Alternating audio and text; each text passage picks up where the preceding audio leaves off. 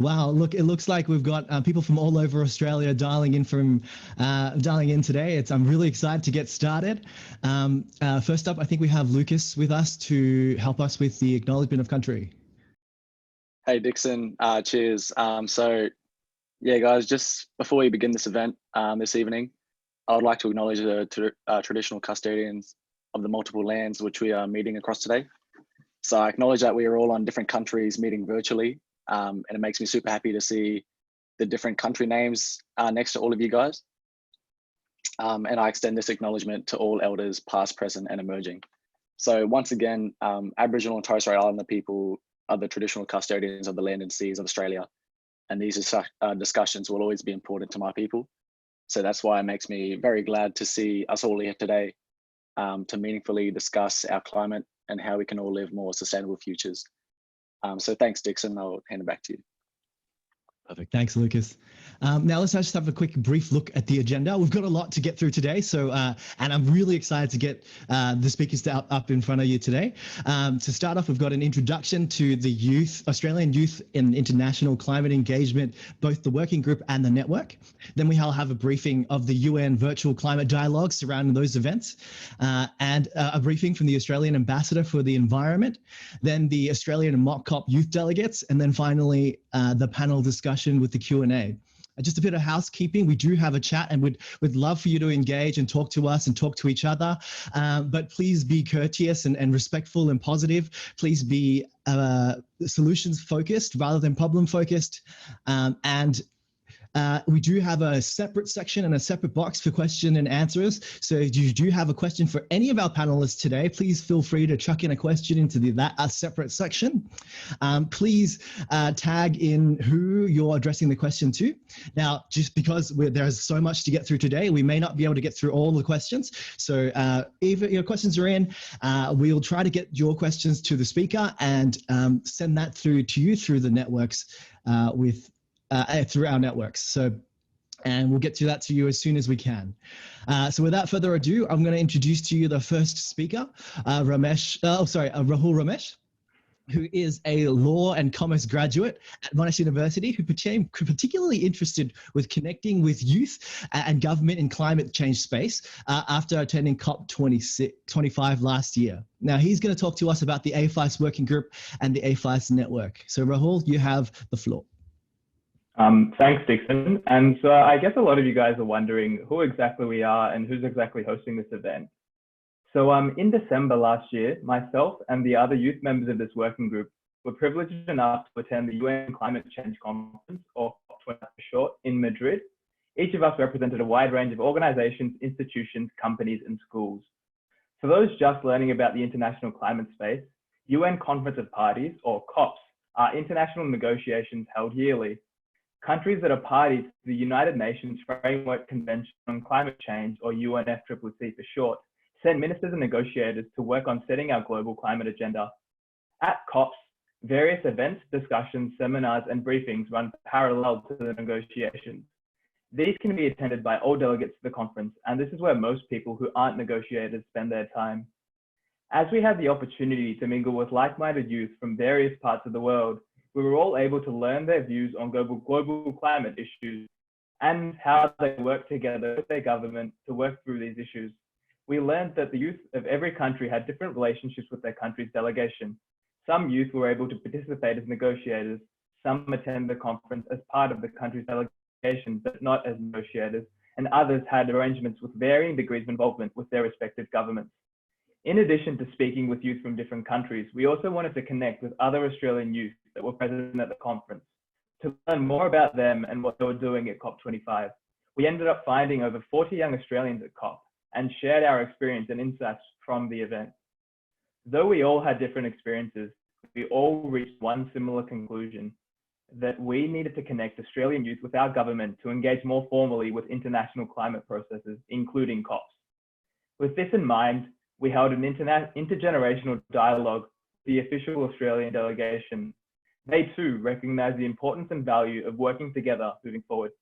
Fast forward several months and face masks later, through continued correspondence with DFAT, we managed to set up and establish the DFAT Australian Youth for International Climate Engagement Working Group, or DFAT AYFICE for short. The working group includes DFAT representatives and youth representing a variety of organisations, including NGOs, advocacy groups, and educational institutions. Our aim is to better connect Australian youth with the government within the international climate space. This will include, among other things, providing opportunities for discussion, capacity building, and exploring more opportunities for official youth representation in spaces like UN conferences. A key component of our working group will be distributing information, opportunities, events, and resources to youth all across Australia. To achieve this, youth members of the working group have created the AYFICE network, a larger group of young people with an interest in the international climate space. This network will be a two-way street. We, the working group, will share information and opportunities with us and everyone else in the group, and us and everyone else in the group can share information, opportunities, or whatever they are working on with the rest of the group. The ultimate goal is that the AYFICE network becomes a space where young people can network and share with each other on issues relating to international climate discussions. New members of our working group will also be sourced through this broader AYFICE network. We've launched a Facebook group and page for the network, in addition to a mailing list for those that don't use Facebook. If you haven't already joined, details on how to join will be provided at the end of this event. If anyone has any other suggestions as how we can better coordinate and organize this network, please feel free to reach out to us and let us know. We hope to all see you there. Thanks, Rahul. Thanks. What a great summary of who we are and what we do. And just the story really inspires me. I'm definitely looking forward to seeing all of you engage with that. We really want to connect with you and we want to really help you engage with the international climate space as youth. And we also want you to connect with each other. Like, that space is also really good for you to share the really cool stuff you guys have been doing all around Australia and perhaps around the world. Now, speaking of really cool stuff people have been doing, over the last 2 weeks, there's been a series of virtual climate dialogues that have been held in lieu of the UNFCCC, the United Nations Framework Convention on Climate Change, COP26. This was postponed to next year because of the COVID-19 situation. There have been and continue to be a range of different events and dialogues around these things, including the Race to Zero speaker series and the celebration of the 5-year anniversary of the Paris Agreement coming up next week. So next up, we have Margaret Levin, one of our international negotiators for the Department of Foreign Affairs and Trade, and also our youth representative from AYFICE working group, Charlotte Abadour. Sorry about that. For the Environment and Health Program Manager for Global Voices, who manage the UNFCCC youth delegations. They're going to talk to us about some key outcomes and some themes that they noticed over the UNFCCC dialogues that have been happening in this period. So you guys take us away. Thank you so much for that introduction, Dixon. To start us all off, I think we'd like to hear from all of you. So I want you to take out your phone, head to menti.com, and if we can pull that up.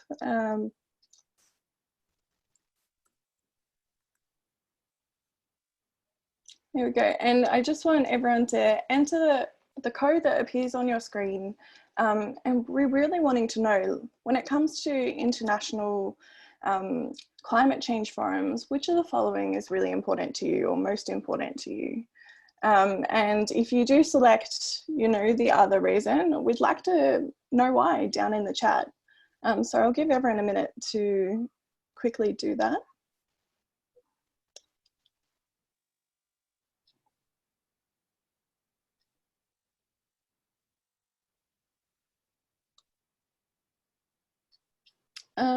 Okay, so while we're just waiting for that to appear, I guess we'll get started. I think it's safe to say, as Dixon said, that the global pandemic has had a significant impact on most people around the world. And so multilateral forums or international negotiations and events are no exception to that. And so it's resulted in the postponement of COP26 until next year. However, virtual climate dialogues are still presently being held. So Margaret, for those of us here who aren't familiar with the space, could you explain a little bit about why the negotiation side of things hasn't gone ahead this year and why the climate dialogues are important to have? Sure. Just to say that it's really great to be here. I can't see everyone, but hello everyone. So I just want to break up, I think there are two parts really of negotiations. So the negotiations themselves, where we sort of sit in the room and get COP decisions, that part isn't happening. And it's basically because, I mean, the negotiations is a process where all country parties are represented and we all need to be in the room, and it's a consensus-based process. And so it's very hard to do that when we can't sort of all gather together. And hopefully for that part of the negotiations where we, that will happen next year, when we can kind of sort of all be in the same room together. But it's really important to understand that there's a whole other side of negotiations where we talk, and I'll talk a little bit more about this in a minute, but where sort of all the technical bodies are still working and all the inputs into the technical bodies and all the experts are coming together. And that's sort of all the gears grinding behind, and that's all still happening. And I think maybe to move into the importance of the climate dialogues, I mean, it's important that we keep momentum. I mean, just because there's COVID doesn't mean, you know, climate change isn't happening, and we need to keep the work going, and there's no reason that work can't keep going. But the other part of that, which is that all the technical work that sort of happens behind the scenes, particularly in the constituted bodies, is still happening. And a lot of that work is being picked up in the climate dialogue. So part of the climate dialogues is general events that are mandated or not mandated, but a lot of it is events where the constituted bodies are talking about what they're doing, and the public can actually come coming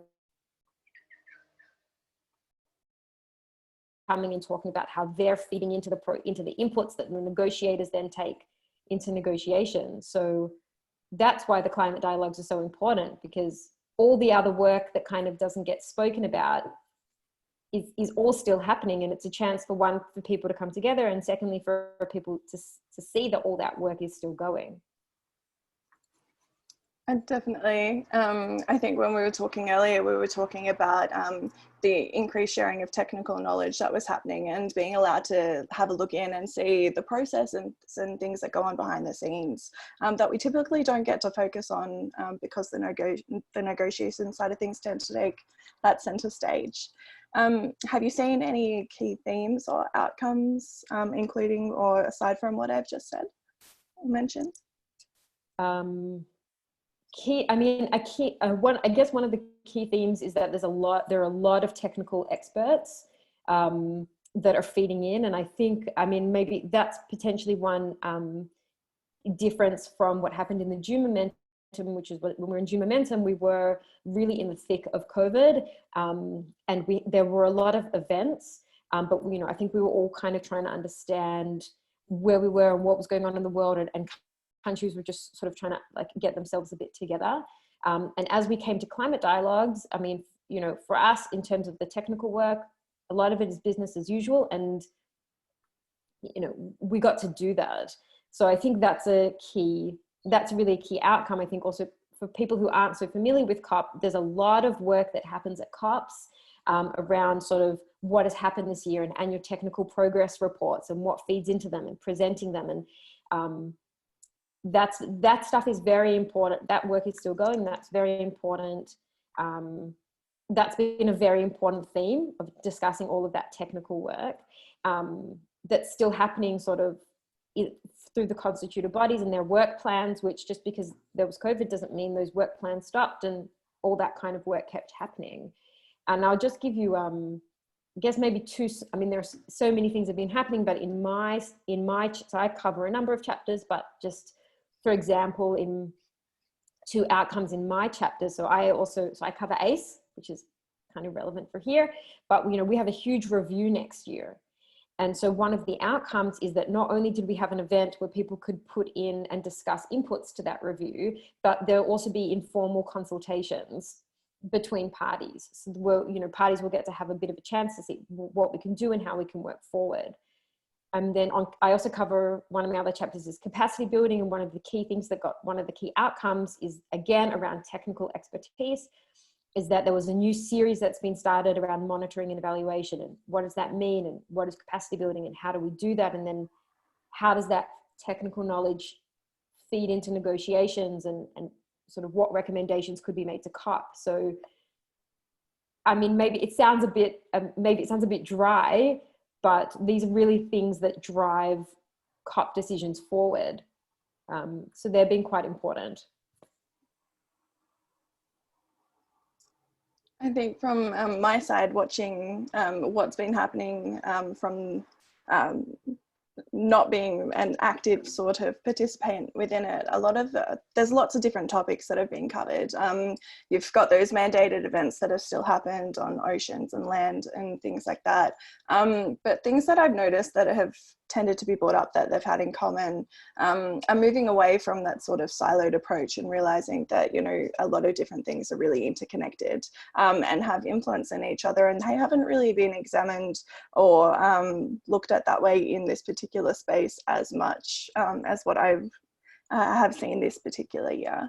And another thing that, you know, I've seemed to notice there's a common theme despite the topic that's being discussed is that importance of inclusion. So gender and the impacts that gender has on different things and livelihoods and how those things change youth and youth voices and what they want to see happening, and a particular emphasis on Indigenous knowledge in Indigenous communities and being able to have that decision making and that knowledge be used in maintaining the lands and the oceans in which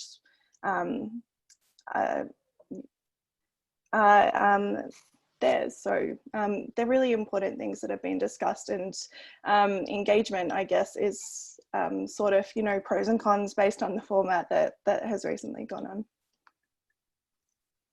What are some of the pros and cons of this?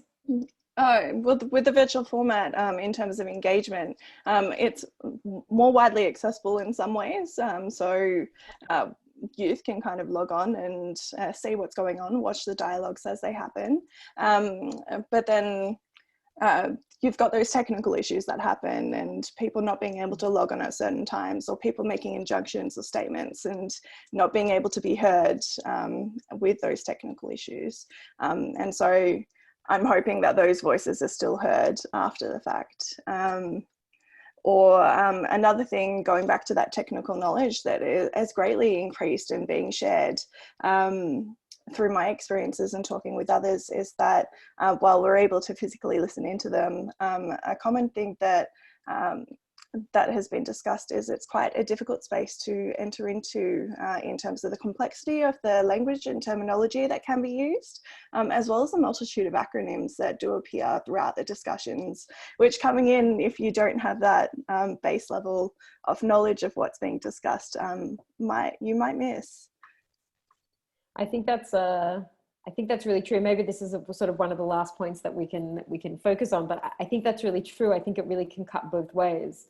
You know, the fact that it's online gives a lot more people the chance to participate and kind of see the gears turning. And on the other side, it's kind of very hard to get the timeline, to get sort of the timings right for everyone. And that's, you know, also challenging for us as a delegation, but also for the public, that's really hard. And yeah, I mean, some of these things you really have to be experts, even for us. I mean, there are some areas where I don't know sometimes everything that my co-negotiators are saying because they're such experts. But I think it's just more, it just speaks to of how much we need to demystify this process. Definitely. Wow. Yeah. No, thanks guys. I can kind of see, I love that when you talk about Margaret, about how just because COVID is happening, climate change isn't stopping and the work doesn't stop, and how the climate change and this whole Zoom, this whole online space is bringing in this technical knowledge, but also like engaging more different kinds of groups of people. And I love that we're talking about these things, and I love that we can see more progress in the world today. So thank you guys for sharing your perspectives on that. And I hope that we can all work together as youth and government in these spaces some more into the future. Now, speaking of government, our next speaker is Ambassador Isbister, the Australian Ambassador for the Environment. Mr. Isbister is a senior career officer at the Department of Foreign Affairs and Trade, who has most recently is the first Assistant Secretary of the Humanitarian Non-Government Organizations and Partnerships Division. He previously served overseas as the Minister Councillor in the Australian High Commission in Pretoria in South Africa. Mr. Isbister holds a Master of Policy Studies from the University of New South Wales and a Bachelor of Arts from the University of New South Wales and the University of New England. Mr. Isbister is going to talk to us about the way forwards to COP26 and the key events and opportunities that come along the way. Now, if you do have questions for Mr. Isbister, please put it in the Q&A. Because of the time restraints today, he won't be answering questions directly today, but we will get them to him, and hopefully we can get them to you through our networks afterwards. So Mr. Isbister, you have the floor. Great, Dixon. Look, thank you very much. And I want to kick off by just acknowledging that I'm also, I was going to say standing, but sitting in Ngunnawal country, and want to acknowledge traditional elders, past and present. And I think, to be honest, working on the whole climate agenda, it is increasingly realising just how critical traditional knowledge, Indigenous knowledge is as we sort of think about how we address and deal with the impacts of climate change, what it means for some of our broader issues about water security, food security, and our environment more broadly. And I think the bushfires at the beginning of this year really highlighted to many Australians just, the benefits and the importance of us better understanding how Indigenous communities over time have managed the land and fire management practices that we need to better be incorporating into a lot of the thinking of our work in Australia. And I guess there's lots of places we could go in this first discussion, but the first thing I really wanted to flag is, one, I just want to congratulate you on this initiative. It's fantastic. I mean, I have a very strong view that for probably too long, international climate negotiations have been a bit divorced from the communities, whether it's youth, whether it's affected countries, whether it's industry, in really understanding how do all these commitments and these international negotiations connect into the experience and the potential involvement of different stakeholders, including youth, in that whole process. And I sort of really feel that, when hearing, I think it was, hopefully I've got his name right, Raphael, at the beginning, highlighting the sort of journey that you've gone through to establishing this initiative and bringing young people together to look at how that voice can be better reflected, not just in the COP, but in the broader sort of forums and discussions that are critical to feed into how countries and how international negotiations can deliver not just more ambitious targets and outcomes, which obviously there'll continue to be pressure and push on, but also how we can bring coalitions of different players together to deliver genuine and real action and effective outcomes for both mitigation, reducing emissions and getting to net zero as soon as possible, but also how we incentivize and support initiatives to address the impacts of climate change and support particularly some of the most vulnerable groups be able to adapt to the impacts of climate change. So again, just to be frank, a fantastic shout out. You've heard from my colleague Margalit. I think some of you might have met my colleague Russell. I've made it really clear with the team that I'm very eager within the parameters we have to be creative and thoughtful about how we can better connect and engage with you in a very ongoing and regular way.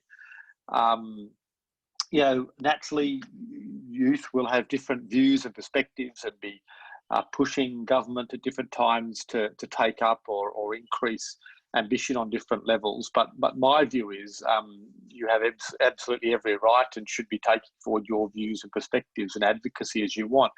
But it shouldn't stop us being able to come in together and being able to talk through, give you an idea where we're at in terms of taking forward initiatives at the government level, hearing your views and perspectives, and think about how that can feed through into some of our negotiations work, some of our implementation initiatives that we will be having going into COP26. So that was the sort of first thing sort of I wanted to flag. I just sort of thought the other things that might be useful for me to share with you is, I guess, you know, where are we at with the journey to COP26? Obviously, COVID-19's had a terrible impact in a whole range of ways this year, and it certainly had impacts on the climate negotiations, as we've had to delay the COP26 for understandable reasons, but also creating some challenges. And then I just sort of thought I might touch on what are some of the particular issues that we're focused on in relation to the negotiations. What's coming out of some of the dialogues at the moment that were referred to at the moment in the virtual environment, as before we get back to face-to-face. And then I sort of just wanted to finish by giving a few practical areas that I think I could really see ways that youth and Global Youth Voice could really be play a constructive role in working with us or working through your own networks and that as we're heading to COP26. So just on the journey to COP26, as you know, we were by now would have finished COP26 if we hadn't been impacted by COVID-19. The delay obviously is not ideal. It has set back our ability to sort of make some decisions on a number of key issues that still need to be resolved or need to progress with the climate negotiations. But it's also, to be honest, another reflection I've had is it's given a bit of time for us to move outside the annual cycle of meetings after meetings into the next COP, and that to step back a bit, really think what are the key things we need to really get resolution on now if we're going to sort of not just increase ambition on the climate issues, but actually bring the stakeholders together who are going to be critical to implementing actions that will ensure we can adapt to the impacts of climate change, but also accelerate the transition and efforts to get to net zero as soon as possible. And some of that, I think, has really brought in an opportunity for, I'll say from Australia's side, discussions with our counterparts in the Pacific, with other governments in our region, for ministers to come together in a more sort of considered way about how we as Australia understand the changing and evolving environments and how we can best position Australia to meet our Paris commitments, but also be able to engage with other countries on some of those efforts. But a couple of things which we're really focused on at the moment is, one, obviously, you've all probably heard about the international carbon markets and Article 6. It's the main issue that still needs to be resolved in the Paris Rulebook. Most of the other key parts of the Paris Rulebook were agreed at COP24 in Poland. But establishing the rules for an international carbon market mechanism was unresolved. It wasn't able to get agreed in Poland, and then it wasn't able to be again agreed at COP25 in Madrid. And the reason this is important, to be completely honest, is carbon trading, international carbon markets, is going to be a key mechanism to allow private sector to be involved in and deliver emissions reductions and to accelerate those efforts in line with Paris. But at the same time, if we don't have rules that have a level of rigour around them, the risk is that you establish rules for markets which potentially could be rather weak. They could potentially allow for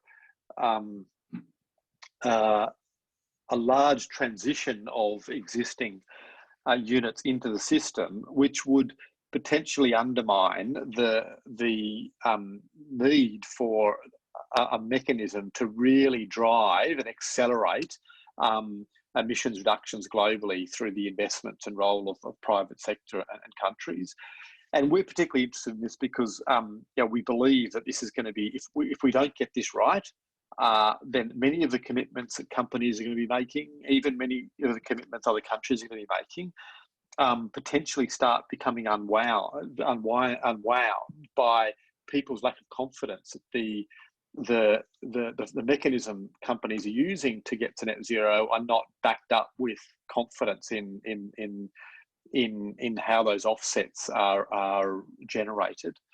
We're also particularly interested in how that's going to translate in our region. We think there's real opportunities for the Pacific and Southeast Asian countries to be part of a new markets mechanism where they can potentially create offsets that not only will provide mitigation, not only provide financing for some of these, but incentivize potentially a number of nature-based solutions, which can be not only important for addressing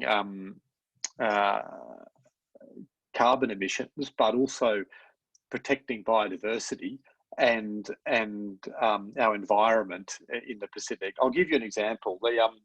There's a lot of work Australia's been doing with countries around blue carbon. How do we get better investments in blue carbon? For those who are less familiar with that, that's basically how do we protect and support the rehabilitation of mangroves, of seagrasses in many island countries.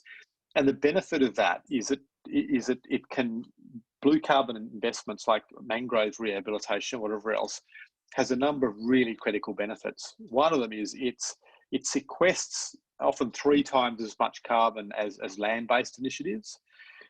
It provides critical protection and support for biodiversity and fisheries and coastal management. And thirdly, it is actually a key source of managing the risks of sea rises and sea surges. If you've got the sort of healthy seagrasses, mangroves can be a first line of protection from some of the increasing impacts of climate change.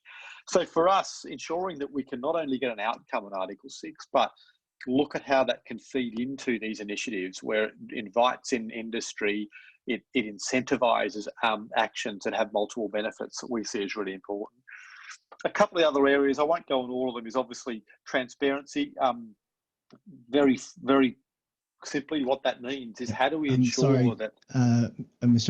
Ambassador, I just, because we're short on time, could you just summarize maybe into one final point? Would that be all right? And yeah, then we have sure. to move on. Yeah. No problem. I understand with time pressures. Look, what I'll do is I'll leave the rest of the negotiation priorities. We can maybe come back on that another time. And I'll just finish really then on how I think youth could be involved. And one of them is around how you can be more centrally involved, not just in the negotiation debates, that's important, but actually on implementation. So when we think about things like climate financing, delivering effective outcomes for vulnerable communities, for youth, for Indigenous people, the perspective youth can bring into that, I think is a real asset for us. And that's something I'd be keen for my team to be continuing to talk with you in the coming months as we head into COP26. So I'll stop there, Dixon. Thanks.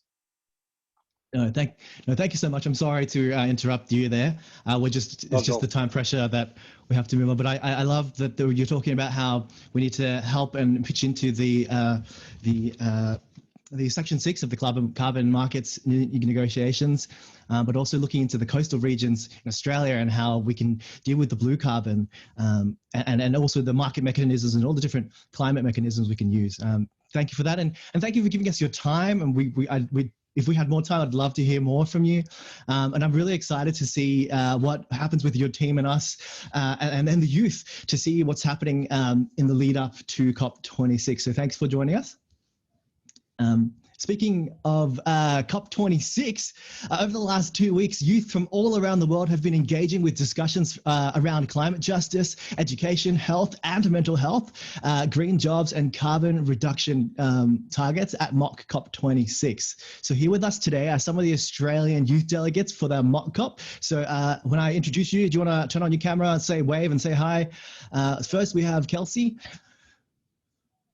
So Kelsey is a law student and a Bachelor of Science graduate with a passion for climate diplomacy and international climate change law and policy. She was a youth delegate for Global Voices to COP23 in 2017. Also with us today, we have Tom, who is a high school student, climate activist and advocate from Adelaide, Australia. Now, he's been one of the youth leaders in the Adelaide School Strike for Climate movement over the last 18 months, so it's really exciting to hear from him. Also with us today, we have Lucas, who you saw before at the start, who is a Wathari and a Yadagana man studying a Bachelor of Civil Engineering, Civil and Environmental Engineering in Mainen, Brisbane. He hopes to promote the use of sustainable infrastructure design and incorporate First Nations knowledge throughout engineering practices. So that really links into what Jamie was talking about, how incorporating Indigenous knowledge in our management of land and practices such as fire and water, which is really interesting. Also with us today is Hannah. Hannah is a researcher with New York University, studying the impacts of sea level rise. Oh, Hannah, you disappeared again. Drought and flooding. She is a delegate to COP21, a COP24, and Charlevoix G7 Youth Summit. So youth delegates, take us away. I think Kelsey, you're starting us off. Lou has actually joined us, so we can have Lou do the introduction. Oh, yep. Let me bring in Lou. Lou is, hello. She is the Oceania organizer for the mock COP. So thanks for joining us. Hi, thank you so much. So I'm Lou. I use she, they pronouns. And before I begin, I'd just like to once again acknowledge that I'm speaking here from Darugin land, that sovereignty was never ceded, and that we cannot have adequate climate action without justice for First Nations people. So I'm here as one of the 18 mock COP student staff, and I'm here with our Australian delegates from around the country. Essentially, mock COP26 is a conference established by young activists around the world with the purpose of filling the void of the postponed COP26 negotiations with meaningful climate action in a pandemic-safe environment, and providing insight onto what it would be like if young people were forefront decision makers and negotiators. And we sought to prioritise the voices of frontline young people around the world whose lives have already been impacted by the climate crisis, and also raising the unheard human stories to hopefully bring global change and to push young voices to the front of COP26 next year. We had 330 delegates from around 140 countries, and each delegation provided a statement which outline the concerns and demands from the countries that they represent. And the following video that we have is our country's statement to mock COP26.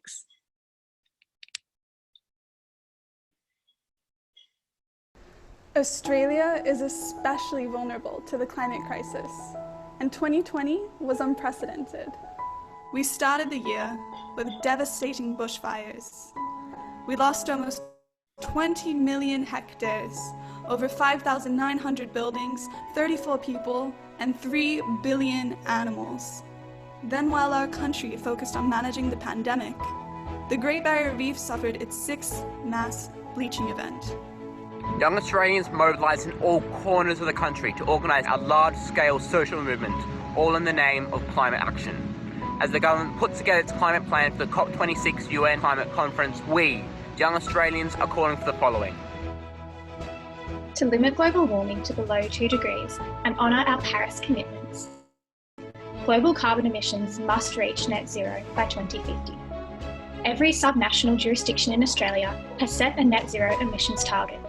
We need a national net zero target and an ambitious nationally determined contribution to guide our climate policy and provide security for investment in renewable energy. Our energy system must transform to be powered completely by renewable energy by 2030. The global energy system is changing, and Australia has the potential to be a renewable energy exporting superpower. Youth need to have a spot at the table when it comes to climate policy. We will inherit the earth of tomorrow. We have expressed over and over our wish for the safety of our future over profits, with the campaign Fund Our Future Not Gas, in the recent school strike for climate strikes on September the 25th. We need to have diverse media outlets to hold each other to account and ensure that Australians are holistically informed. This can only be established through new regulations that prevent monopolization and instead encourage transparency and values independent voices. I am a Wuthathi and Yardakana man from Cape York in the Torres Strait, and my people and culture are at risk of being washed away due to climate change. In Australia today, advancing sea levels have devastated our communities. Aboriginal and Torres Strait Islander people are the oldest living culture in the world. We are the traditional custodians of this land, and we have cared for our land and our sea for the past 65,000 years. Incorporating our knowledges of bushfire prevention and sustainable agriculture and aquaculture is pivotal to reaching our mission targets. To achieve our goals, political decision makers must stop thinking in the 3-year terms and commit to long-term planning for the future of our nation. Together, we must rise to this challenge. Let's build a climate-safe future for Australia.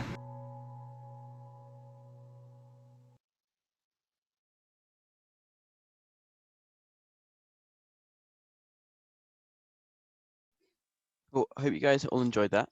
Now we're each just going to share a little bit on about MOCCOP. So we joined PICU after the unambitious climate policies and targets agreed upon in COP25 and the postponement of COP26 due to COVID. The youth decided to take this responsibility themselves.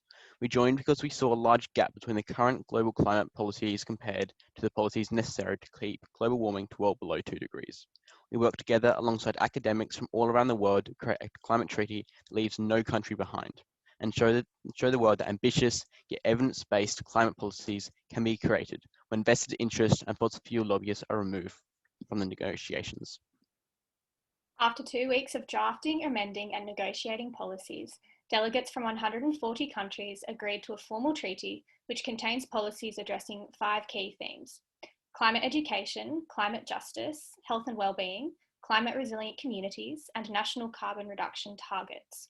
These 5 core themes guided our discussions and were decided upon because of their central importance to addressing climate change. Our policies were transformed into a treaty format with the assistance of lawyers from Climate Earth, an environmental law charity and world leader in innovative climate litigation. There are 18 overall policies which fall under these themes, with the most notable policy demands including ensuring all school children have access to comprehensive and up-to-date climate education, with the climate crisis and particularly sustainability being included within school curriculums across the globe by law, ensuring legal protection to all Indigenous peoples, including our land, our way of lives, and our livelihood, a call for all countries to report their NDCs with full transparency, and the facilitation of youth participation and decision-making at all levels with regard to all matters relating to the climate crisis.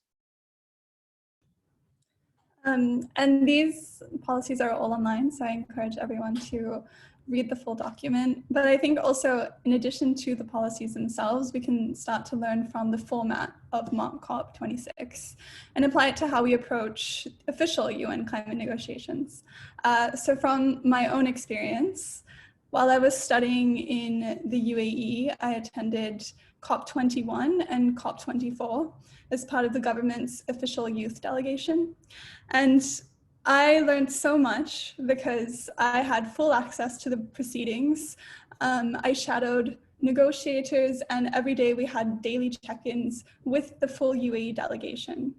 And I think, thankfully, this is becoming more and more the norm, and it's really giving young people the knowledge to come home and build capacity within our peers. So Australia also has the opportunity to build this kind of greater transparency at COP26 and beyond, and train the next generation of climate negotiators.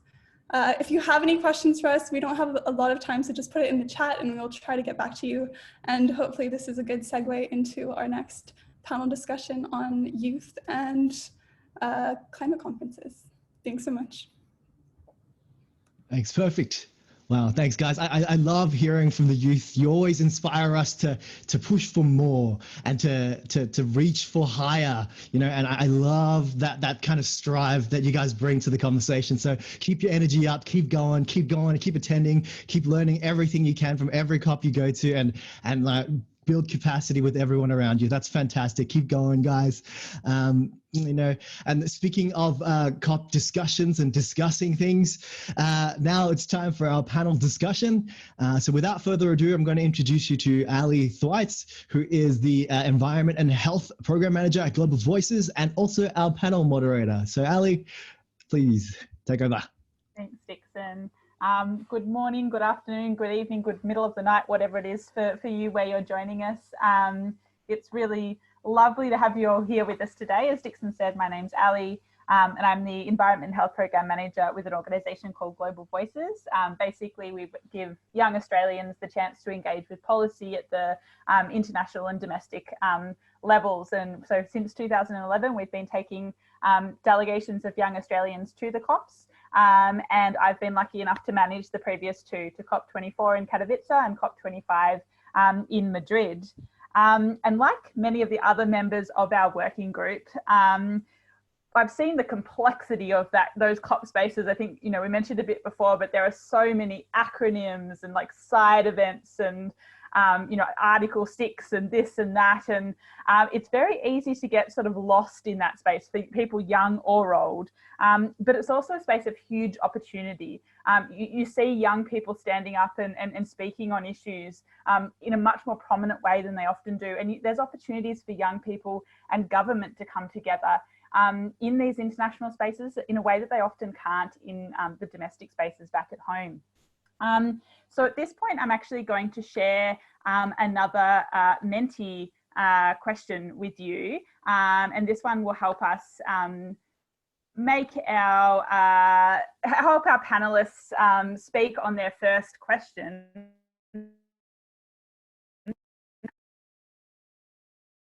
And some of you have started answering this one already, which is great. But why are youth voices important in international climate negotiations? So once again, make sure you get down that code. I'm going to leave it up for a little bit, but we'll come back to it in a little bit, but our panelists can have a look at those answers that are up there to get an idea to inform their discussion. We're really lucky today to have 4 amazing panelists with us, although I actually think that one of them might be missing, that she might be having some technical troubles. But we do have with us, I think, Hita, Toby and Margalit. I think Adriana is currently not online with us. And I'll introduce them all properly when I ask them our opening question. And I'd remind them to keep their responses succinct, as it'll allow us to get through to some of our audience questions. I know we're already running a little over time, and to feel free to respond to things that other panelists are saying as well. I want this to be a nice conversation, like we are trying to achieve with our working group and trying to achieve more broadly as a conversation between government and youth, and we'd love this to be that. Audience members are welcome to submit questions through the Q&A function, and we'll try to get to some of those at the end. If you want to direct it to a particular panelist, make sure you write that in. So I can see some of our Menti responses are here now. We've got things about experience and worldviews of young people, youth being the future, and we're future focused, and we're the ones who are going to have to be dealing with it, having innovative ideas and solutions, people being passionate, impactful, collaborative, and innovative, maybe having different ways of working together. So I'm going to stop sharing that for now. And I'm going to introduce you to our first panelists and ask our first question. Let's keep the responses on this question to about 1 or 2 minutes if we can, panelists. But I'd like to go first to Hita. Hita Lakhani is a climate educator from Mumbai, India, with a master's degree in environmental studies and resource management. She's been active in the local as well as international climate spaces since COP21 in Paris back in 2015. She's a firm believer in the participation and power of youth in grassroots and international level climate, discussions and policies. She educates school students in order to bridge the knowledge gap on climate science and policy among children in India who are at the forefront of facing the impacts of climate change. And through her work, she aims to create change makers who will take knowledge-based action in order to combat the climate crisis. She's also the current global focal point for Youngo, which is the official youth constituency of the UNFCCC. So Hita, your work with Youngo and engagement with young people from all around the world should give you really good insight into this. So why is it important for youth voices to be present in these multilateral climate discussions, and what kind of roles can we play? Thank you so much, Ali. It's an absolute pleasure to be here with all of you today. Coming to the question, I think this actually links to what the mock-upper said at the end, right? We're talking about our future. We're talking about the future of a generation and generations to come of humans, of young individuals from across the world who are inheriting a problem which they've not been part of creating. And regardless of what the situation is, whether it's fair, unfair, we can debate about that later on. But I mean, the situation is that this is what it is. And it is the youth of today who have to bear the brunt, but they also have to clean up the mess that has been created. And I think this is a very important reason why young people need to be at these places, whether it's policy making, whether it's international multilateral negotiations, whether it's national policy making, whether it's local decision making. They need to be in the space where these decisions are made about what's going to happen about their future. How is it going to be handled? What is going to be taken? Is it going to be, what is the way the transition is going to happen? How the transition is going to happen? I think youth have to be included in every process. And not just because it's our future, but also because young people do have the knowledge. They do come with expertise. We might be young, but we still do come with expertise. A lot of young people are already facing the impacts of climate crisis. So they do have first-hand experience of what an adaptation or a mitigation measure should look like. So I think we have the knowledge, we have the expertise, and we also have the power. The youth have the courage, they have the power to make the change. They do have the willingness to go ahead and burn the midnight oil if needed. And I think all of this put together just makes it very clear that it's impossible for young people to fight this fight alone, but at the same time, it's also impossible for the older generation to do it alone. It has to be an intergenerational approach. It has to be one which is collaborative, and we're all learning from each other, but building a world together for all of us. Thanks, Hita. Definitely agree. There are so many young people I know who are absolutely so capable and definitely very willing to, as you say, burn that midnight oil and put a lot of their time and effort and brilliance into making this world a better place. I'm going to pass now to our other youth panelist, Toby Thorpe. Toby is a 19-year-old climate advocate from Tasmania, and he's led the development of student-directed and experiential learning and empowerment programs through the Climate Leaders program in Tassie that empowers and supports hundreds of students in implementing projects to address climate action. Toby's currently the Executive Director at the Climate Justice Initiative and has attended and spoken at events associated with the Abu Dhabi Sustainability Week in 2017 and 18 and led award-winning renewable energy projects. Toby's also led delegations of young Australians to COP24 and to COP25 and was recently named the 2021 Tasmanian Young Australian of the Year for his efforts. So congratulations on that, Toby. So Toby, as a young Australian who has engaged a lot, both in the domestic and the international multilateral climate spaces, why do you think it's important that young people do have a presence in those multilateral spaces, and what should our role be there? Yeah, thanks, Ali. I think, addressing that question very precisely, I think young people bring a new heightened sense of innovation and creativity that is invaluable at these multilateral conversations, especially on climate change. Because in the face of a crisis, young people have this perspective, or imaginary goggles, if you will, where we can see the opportunities, the challenges, but most importantly, the solutions in a different lens and different perspective. And if we're going to be the generation that are taking the full brunt of these solutions or these challenges, then we need to be included in these conversations now to ensure that we can include our innovation, we can include the vision that we see and the perspective we see to ensure that we are addressing the climate crisis in a way that can be inherited through everyday work as we build careers as individuals as well. So true, Toby, and definitely heard some things you were saying there that came out in the Menti from a lot of people in this room thinking the same things as well, which is great. I'll hand over now to Margalit, who is one of the slightly older but still very young at heart members of our panel this evening. Margalit is a career diplomat, currently an international negotiator in Australia's delegation to the UNFCCC, leading policy and negotiation areas such as capacity building, action for climate empowerment, which you spoke about before, local community and Indigenous peoples platform, as well as some stuff around climate security policy.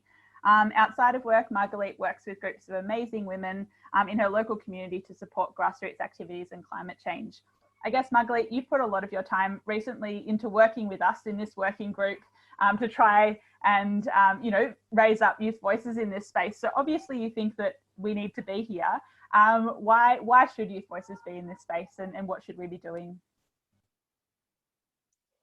I mean, I'll be really succinct so we can sort of kind of get into Q&A, but I think there are really three reasons. I mean, the first reason is because it affects you. I mean, it affects all of us, but it affects you. Everything that Heather and Toby said, you know, I just couldn't agree more. So the second reason is because you can.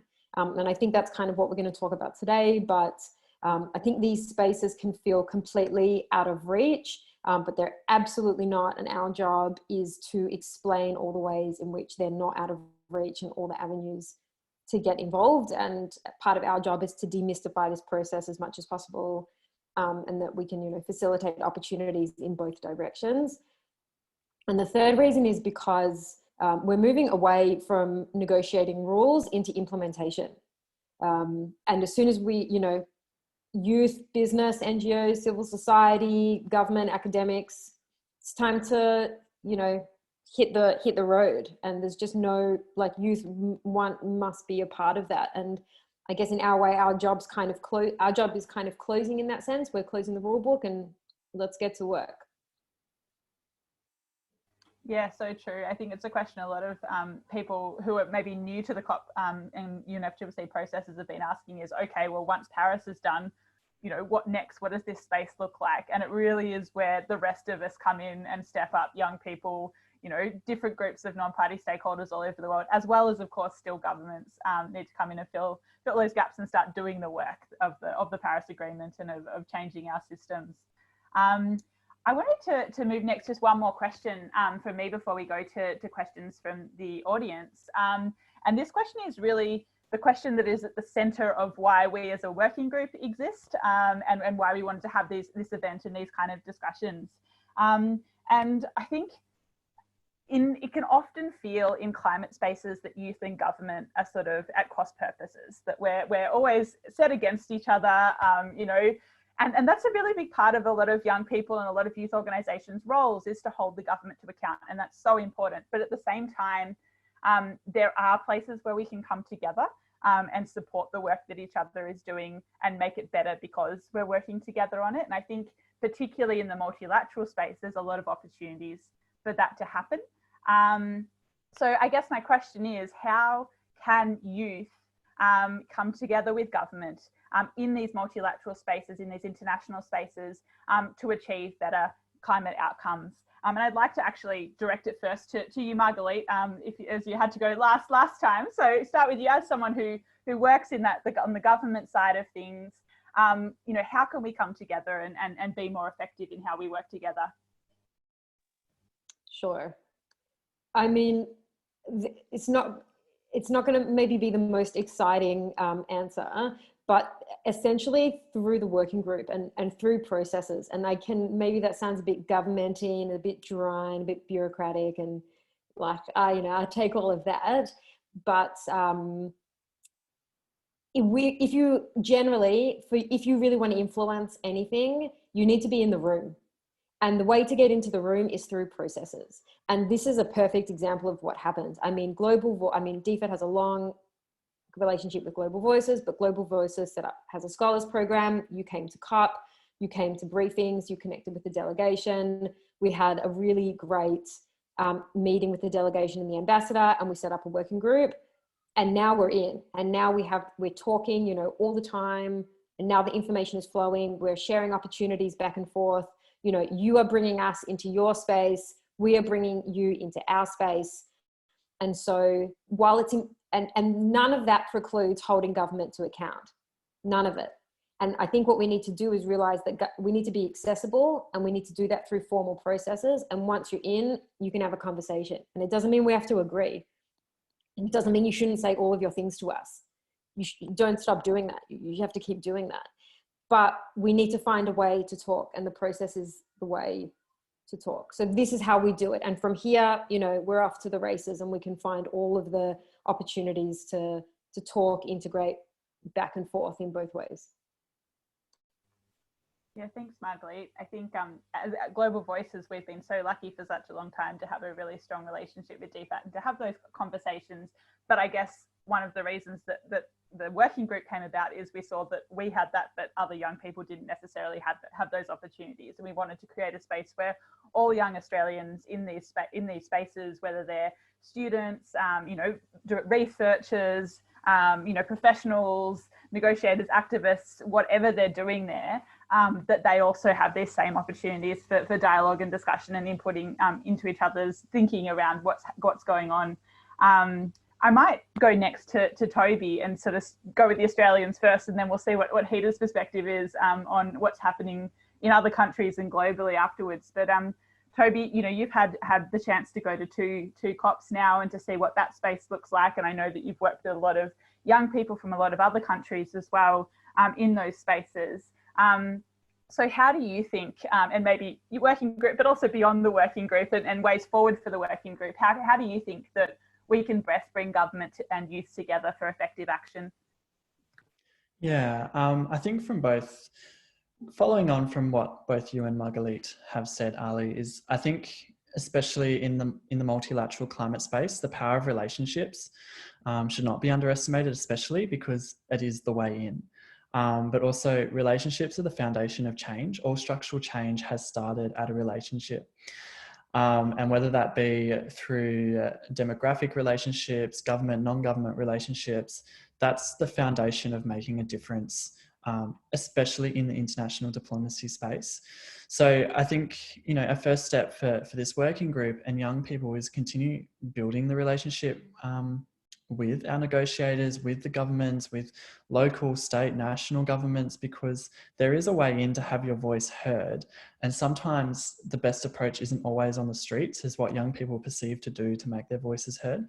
We do need to put the effort in as well to build these relationships and find those avenues as individuals, as groups, as entities, as movements, because it is much more complex than, you know, posting on social media. And although that is very powerful and advocacy comes in so many different ways, we still need to analyze the way that these structural policies or procedures or, you know, complex multilateral spaces, I guess, because it is very complex, come together, and we need to find our avenue in. And again, back to relationships, that's where it starts, and having the conversation, and just, you know, this working group is a great start, and just having people like the Ambassador for Environment here or Margalit here, you know, representing the Department of Foreign Affairs or Trade and speaking with their professional contexts, that's building the relationship, and it's sharing the innovation that we both have on different ends of the spectrum. And I think that's really powerful as a young person as well. Yeah, absolutely. Definitely amazing to have these opportunities to come together. Hita, you have, you know, spent quite a bit of time now since COP21 in the UNFCCC space, and I guess I know we heard Hannah speaking before about what some other countries do in terms of youth engagement in that space. So it would be lovely to hear from you what you've seen in terms of how countries can do this well, making those partnerships between government and youth, and maybe what sort of best practice looks like, and what are, you know, potentially some of the ways forward for us. Thank you, Ali. I think this follows in really well from what Margalit said. That if you want to be part of decision making or whatever, you have to be part of the process. And I think the best way to do it is to create processes where young people can be part of the official international multilateral processes. There is something known as the UN Youth Delegate Program, which of course every country is encouraged to have. Very few countries have the UN Youth Delegate Program, unfortunately. My country, India, doesn't have it. So we do not have any official delegates that go to UN conferences as part of the government delegation. But there are a few countries, mainly Europe-based, who do have this youth delegate program, and it's been working really well. We have young people who have been negotiators from Switzerland, from France, from the Netherlands, and a few other countries who do come and they negotiate on behalf of their countries. So they're trained, and that also gives them the first-hand, of course, experience. But they also can then transfer this experience to other young people, teach them, train them, build their capacity on what sort of because all these negotiations are basically text. So, and a lot of young people this is not something that we know. This is not something that we're taught. So this kind of knowledge can be transferred, to other young people within their countries, within networks. And I think this is very key when you want to talk about international policy making, or you want to talk about international negotiations, because no matter what you do on the grassroots, it ultimately has to transfer into the text. And this connection between the two has to be kept going all the time. Another way to do it is, as Yango, we have something known as a Conference of Youth, which takes place every year before the COP. It usually takes place, the Global Conference of Youth takes place in the city of the COP or in the country of the COP a few days before. This year, of course, we're going virtual, so we have a virtual Conference of Youth happening in March next year, and then, of course, one in Glasgow in October. And the outcomes of this Conference of Youth is basically submitted to the COP president and to the UNFCCC Executive Secretary. So this is another way that we input into the UNFCCC process, and our outcomes are then tailored according to what's going to be negotiated at the upcoming COP. So it's a way that we input everything over a period of 3 or 4 days with engagement from young people from across the world, and then this is inputted into the UN process. We also have something known as local conferences of youth, because it's not possible for everyone to come to Glasgow, for example, when the COP is going to happen next year. And it's also impractical to expect people only to be there to input into the process, which is why we have something known as local or regional conferences of youth, which take place in different countries over a period of a few months. And all of that together is then gathered into the main outcome from the global COI, and then which is submitted to the COP president. So these are 2 ways that we've been doing it. I think one other possibility would be to just sort of engage with youth groups on the ground, engage with universities, with youth organizations or youth movements who are active, who are doing different kinds of grassroots activities, whether it's on social media, whether it's on the ground, whatever it would be, and just try and see how they could maybe feed into local policy making processes. It doesn't have to be international, but get them into the local network so that they can connect with their peers, they can connect with other young people to get them involved at local policy making. So yeah, multiple ways, but we just have to see what works best for which part of the world and where you're from. Thanks, Hida. It's true. There's a lot of different pathways, and we've seen that, countries are obviously, depending on cultural context and capacity and a whole lot of different things, choose different ways forward. I think that Nick has noted in the comments in the chat that there's a bit of research happening in this space at the moment, and certainly that's part of our role as a working group, is to try and work out what the different options are for us to go forward with this. There is a question sort of on this though, which I might direct at Margalit, which has come from one of our participants here.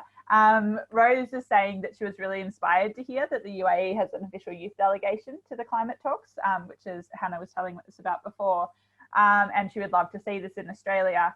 And she asked what would have to change socially and culturally for Australia to include young people in their official delegation. Thanks, Ali. So I would have a couple of responses to this. So the first thing that you, Rose / everyone, will be happy to know is that it is one of the objectives of the working group for us to explore if and how we would do this. So it's on the agenda. It's explicitly on the agenda, and we're going to talk about it.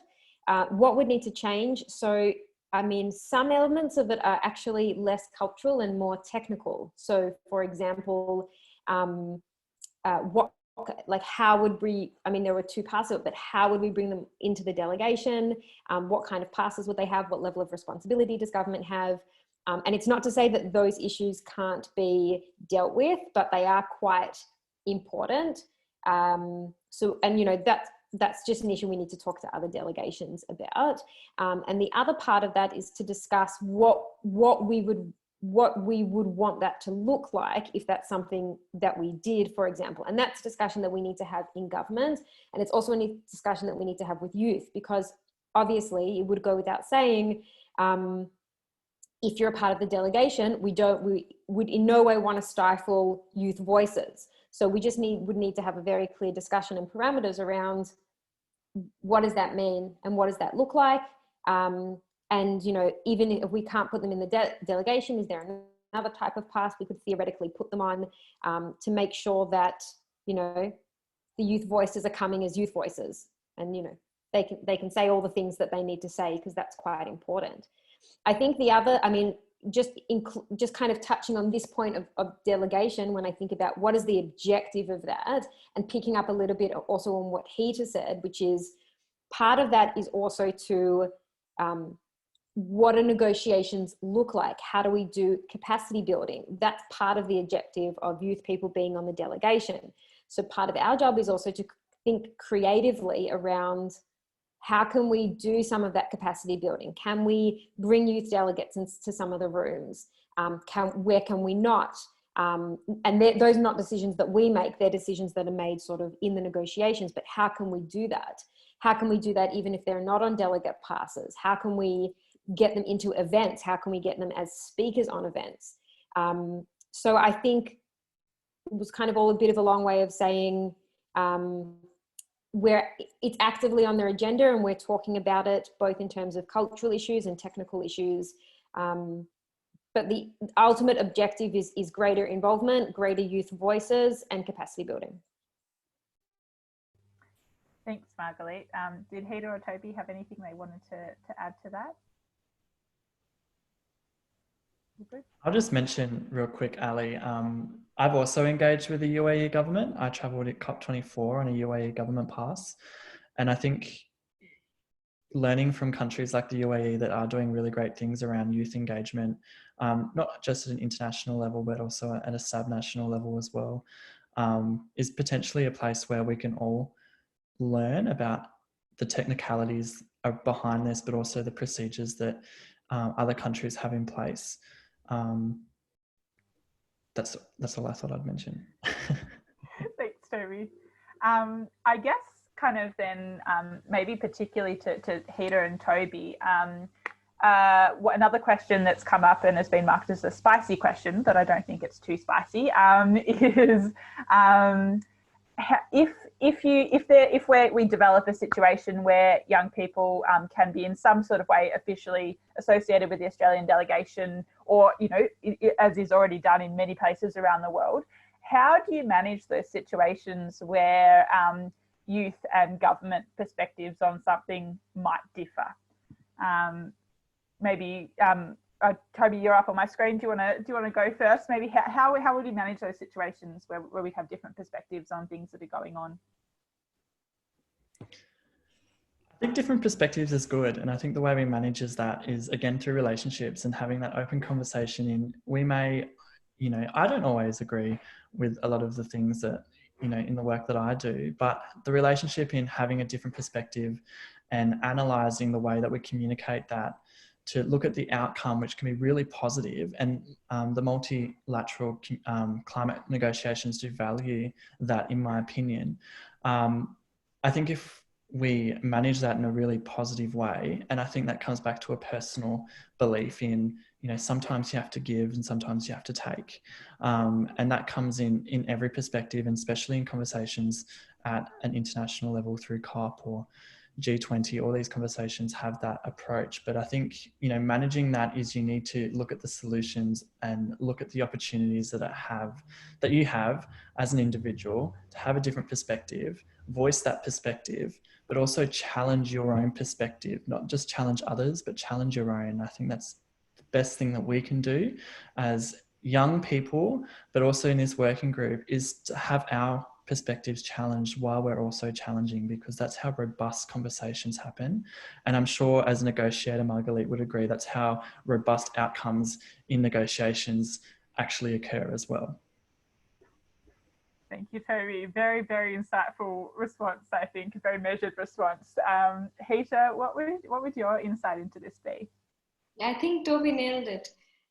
It's like also within the UNFCCC, right? We have to come to a compromise where people have to agree on what's being put. And this is a similar situation. While this could be just difference of opinions, but like Toby said, sometimes you give, sometimes you take, and you just.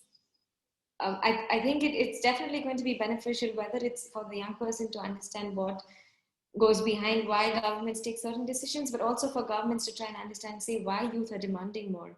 And is it possible to maybe do a little bit more than what we'd originally planned, and sort of, try and find the middle ground there. And I think it's just going to be beneficial overall in the end. Absolutely. Margaret, did you have anything you wanted to add on to that? No, I've no value add on top of that, actually. That was really well put. Everyone needs greater understanding will get a better outcome. Very true.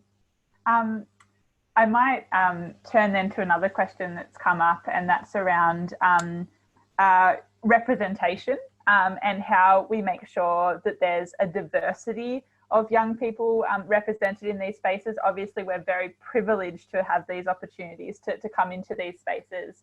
And so how we ensure that, it is not just the most privileged that get to experience this, but that people from, rural and remote backgrounds, First Nations, young Australians, people from, migrant and, cultural and linguistically diverse backgrounds are able to access these kind of opportunities and be part of these discussions.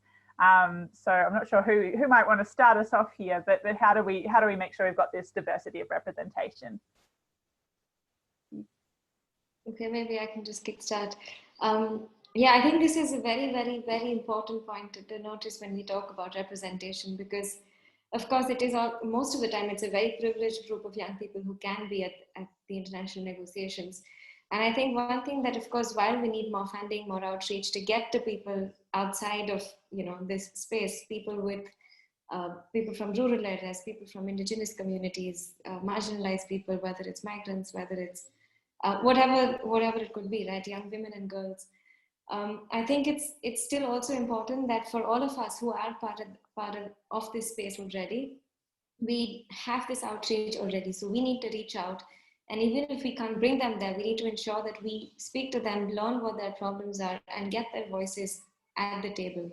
Because at the end of the day, we're just representing the youth. We're not, I can't be the voice of young people across the world. What I can do is gather that input and try and put it through into the process, or in whatever way that I can. And I think this is a duty for all of us who are at this space to ensure that we do build this outreach, we do get the voices of these people at the forefront of the discussions. Thanks, Hita. Toby or Margaret? Toby, you jump in. Yeah, I think, the conversation that the point that we even have to have a conversation about this shows the work that needs to happen in this space. And it's a little bit uncomfortable for me to have that conversation, because I think it also comes back to, why do I have to have this conversation about someone else who comes from a diverse background on behalf of them? So I think the first step in actually making that is normalizing that these voices need to be part of these conversations, and not just normalizing it while we're here on screen today, but normalizing it in the entire way society works, in every conversation, every decision that's made. Because I think very quickly we need to move away from a space in working, how do we engage diverse backgrounds? I mean, I do come from a rural area of Australia, and I do know the challenges to not only have opportunities to have voices heard, but to hold on to them.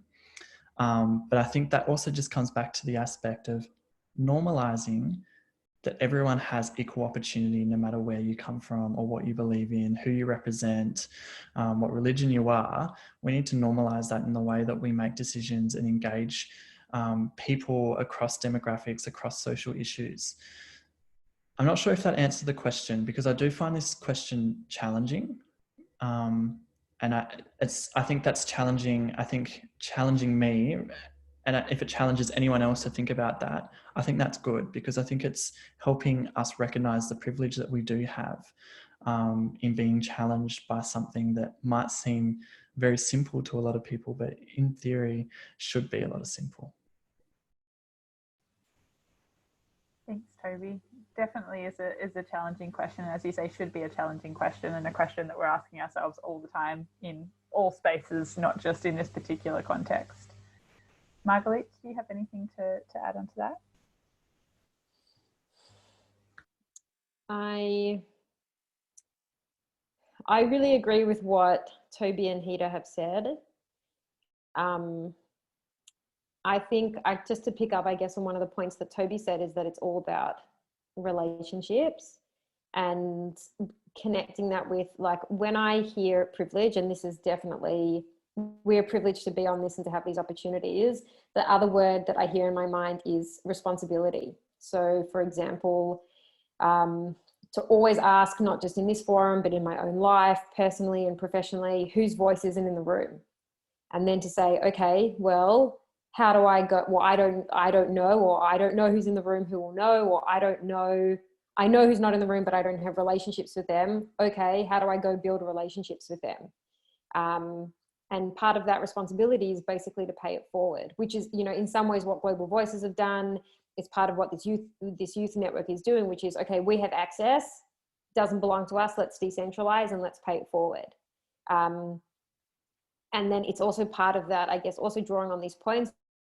Once you're in the room, you have to kind of challenge and then be willing to challenge your own opinions. And I think it's actually this idea of, like, encounter and relationships is exactly what we need in the climate space, generally in life, to kind of step out and say, the more encounter we have, the more listening we have, the more we can pay it forward.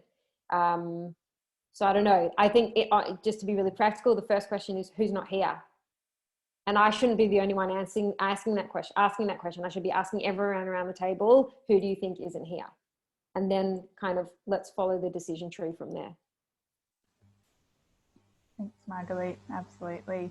I might just ask one more question from the audience before we move towards the end of this. And that came up in the chat from Russell, I think. And that's around our multilateral systems can be very siloed. You know, you've got your UNFCCC discussions, and you've got your G20 discussions, and your OECD discussions, and your World Health Organization discussions, and they can be very separated from each other.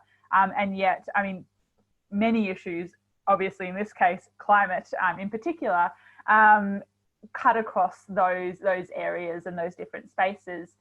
So how can we ensure that these partnerships between youth and government and these discussions and these involvement that we have goes beyond just, you know, say the UNFCCC space, and that we can continue these discussions across different multilateral spaces? Maybe Hita, you've got a lot of experience in that sort of UN system. Would you like to have a crack at that one first? Thank you. Yeah, I think this is something which is an ongoing issue that, you know, people have been noticing, especially young people have been saying we're continuously working in silos.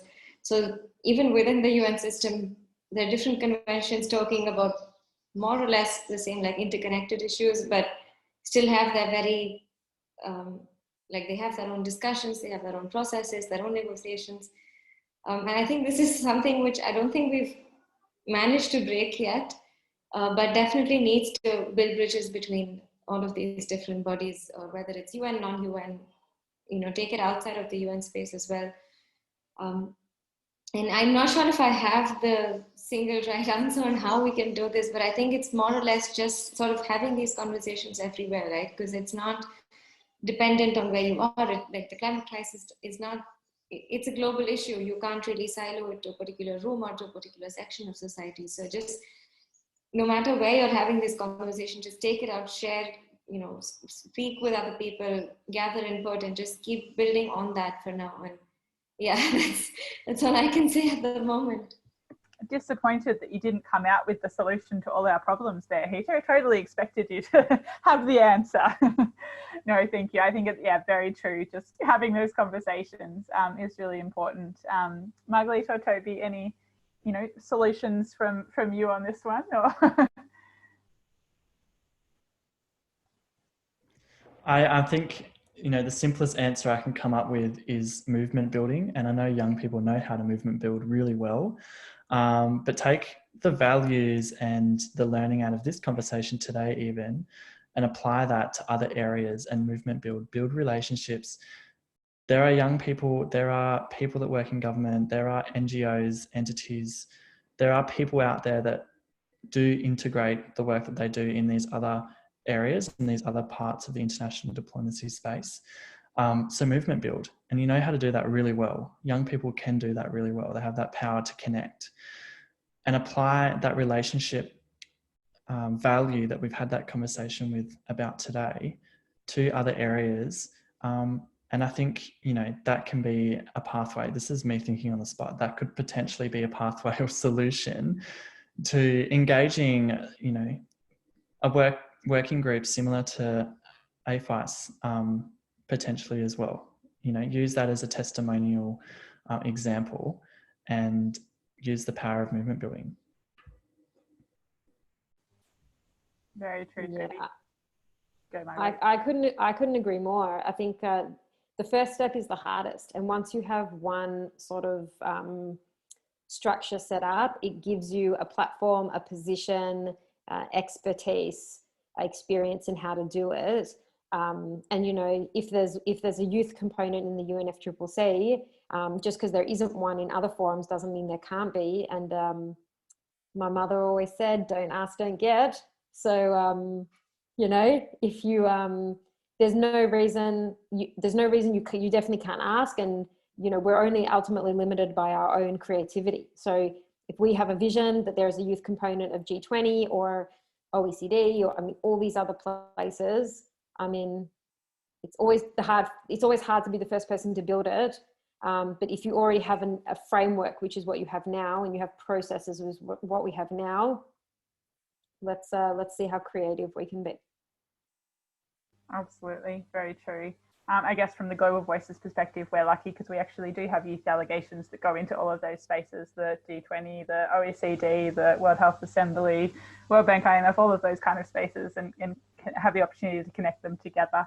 I had one last thing just to throw at you before we wrap it up, which is, we've had these amazing discussions today, and I know that there's a lot of people online with us who are really interested in what we're talking about, but many of whom may not have had the opportunities before so much to engage in these kind of spaces. So what advice would you have for young people in a sentence, big, highlights? What advice would you have for young people who are interested and keen to engage with sort of international climate spaces? And I might go first to Marguerite because you're on my screen.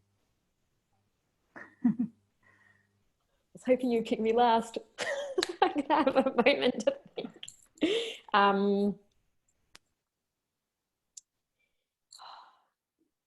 If you want to get involved, I would say my first advice is don't be scared. It's all much more accessible than you think it is. So don't self-limit. That's be the first thing that I would say. And the second thing I would say is just connecting with these groups, or start to ask around and find people who know. And it connects really into this point that I love it so much. Toby, around like relationships, like that's how you start, and you'll never know where it takes you. So don't be scared. You totally have a place, and then connecting with people who know something more than you. Fantastic. Thanks, Marguerite. Hita, maybe go to you next. Yeah, I think it's basically, for me, I would just say reach out. And it's like Marguerite said, connect with people, like reach out, speak to them, ask them and say, hey, I'm interested, can you guide me? And maybe they know a little bit, maybe they don't, but they might, it'll take you one step further. And I think don't be shy and just reach out to people. It's fine if you know nothing, but who started with knowing everything anyway? So yeah. None of us. Thanks, Hita. Toby. Yeah, I think I just second both what Hita and Marguerite have said. Ask the question, why aren't I there if you want to be? And put that energy into why and turn that into a how. Don't underestimate the power that we all have to build a relationship with someone, and I'm using that because we have a theme of relationships here tonight. But don't use the word can't. Always start the conversation with how. I think that is my biggest tip to someone, is how. Use the power of how. Probably a good life lesson, not just for this context, I reckon, Toby. Thank you so much to all three of you. It's been such an interesting discussion this evening. I'm very sorry that Adriana couldn't join us as well, because I think she would have brought a whole different element to the discussion too, but you three have been amazing. And I think those key themes around relationships, as Toby says, has been running throughout.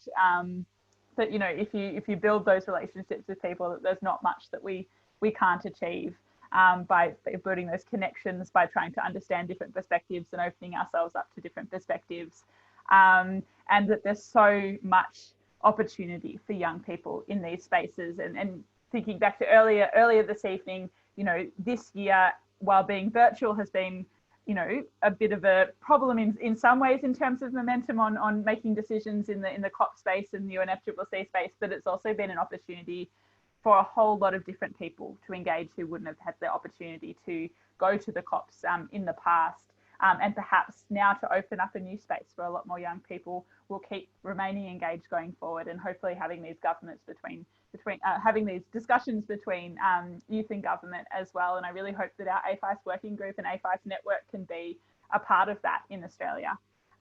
So thank you so much, Hita, Margalit and Toby. It was lovely speaking to you, and I'm going to pass back to Dixon to finish things up for the event. Awesome. Thanks, Ali. And I love how when we talk about climate change, we always think about the solutions of problems, and there are technical things, and then we have to sort out these, you know, negotiations and these policies, and it sounds very mechanical and technical, but the takeaway that I got from this was it's that the solutions for us, it's quite human. It's that we have to build the relationships and understand each other and work towards being uncomfortable, being comfortable with being uncomfortable, but also helping sharing our worlds with each other. And I love those sayings, and I love how that there's a few things for an official or a Australian delegation, or we're trying to work on that in the pipeline. So that's fantastic. So thanks everyone for coming and joining us. Thank you, panelists and speakers, for your time. And I know that you're working on really big things, so your time is super valuable. And also all the participants, thank you everyone for joining us for our very first event. We hope that you've had a great session and have been inspired and picked up some nuggets of wisdom along the way in how to engage with the whole international climate space. And so thank you everyone.